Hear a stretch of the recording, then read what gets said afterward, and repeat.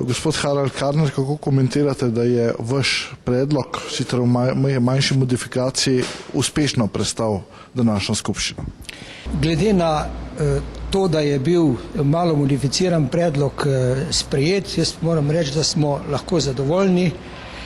Brez pomoči ta velikih delničarjev tako ali tako ali nikoli ne bi mogli uspeti, glede na to, da se vse glasuje z večino.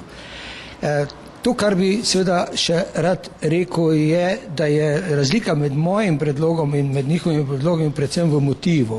Moj predlog je šel za čistost relacij, njihov predlog pa za interes, da ne bi nikoga ob morebitnem uspehu nasprotnika, torej predlaga uprave, kdaj izključili iz prednostnih pravic. Kajti, če mene izključijo iz prednostnih pravic, pa malih se to sploh ne vidi, ampak če bi izključili tistega, ki bi bil danes na moji strani, bi pač ne bil več ta glavni. Ampak tudi rečemo, da je to lahko diplomacija. Jaz seveda, ko sem pisal predlog, nikako nisem mislil, da lahko na predlogu uspemo, če nas nekdo od velikih ne bo potrdil. Podobna situacija je bila, ko sta se skregala pivovarna Laško pa in drugi pri Mercatorju, ko smo tudi zmagali, ampak če se ona dva ne bi skregala, bi mi izgubili. Torej, tukaj je bilo pač to, da smo imeli to srečo, da je imel nekdo drug interes, da je to podprlo.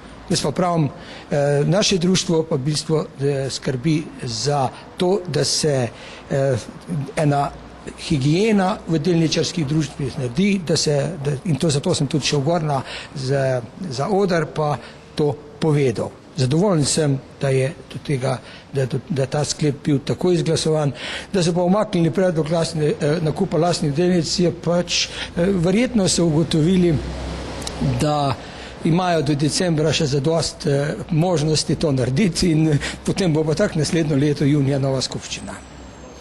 No, seveda je tudi statut, spremembe statuta so šle v tej smeri, da se to ne bi več dogajalo. Tudi to mislim, da je eden pomembnejših uspehov današnje skupščine. No, mislim, sprememba statuta, to je bila statutarno določilo odobrenega kapitala. Zdaj, ker je pač zdaj lahko nove delnice izdajajo samo za upoštevanje prednostne pravice, oni še zmeraj lahko kupijo stare delnice nazaj z morebitnim prikrajšanjem prednostne pravice ostalih delničarjev.